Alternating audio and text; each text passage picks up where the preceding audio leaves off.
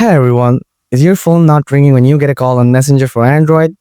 This can happen due to app glitches or notification setting issues. No worries, I've got you covered.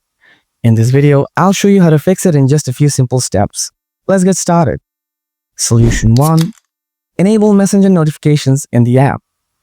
Open the Messenger app, tap the menu bar, go to Settings, scroll down and tap Notification and Sounds. Make sure all permissions are enabled. Solution 2. Check System Notification Settings. Open your phone settings, go to App Management or Apps. Tap on App List, find and select Messenger. Tap Notifications. Make sure Allow Notifications is on, especially for calls and chats. Solution 3. Clear Messenger Cache.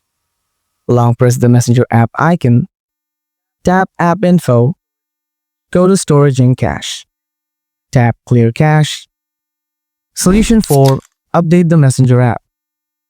Open the Google Play Store or App Store. Search for Messenger. If an update is available, tap Update.